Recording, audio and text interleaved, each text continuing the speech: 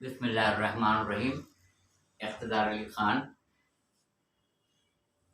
नहजुल बलागा से एक दूसरा खुतबा या जो इरशादात जनाब अमीरुल मोमिनीन हज़रत अली इब्न अबी तालिब अलैहिस्सलाम है। इरशाद नंबर है 440 440 और उसमें आप कहते हैं कि बेवक्त का सो जाना दिन के इरादों को तोड़ देता है।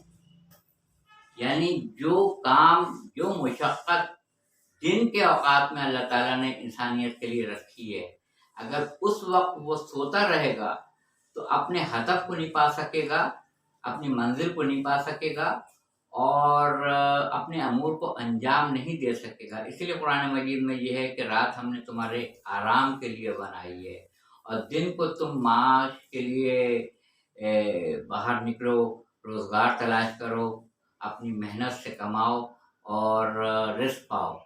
तो बेवक्त का सो जाना जो है, यानी जो काम का वक्त है, अगर आप बेवक्त सो गए तो दिन के इरादों को वो ख़त्म कर देगा। वाखिर दावाना अल्हम्दुलिल्लाह रब्बिल आलमीन। अपना फीडबैक दीजिएगा कि ये कॉल आप अपना चेक भी कर सकते हैं, मुझे फीडबैक में आप बता भी सकते हैं। जज़ाकल्लाह।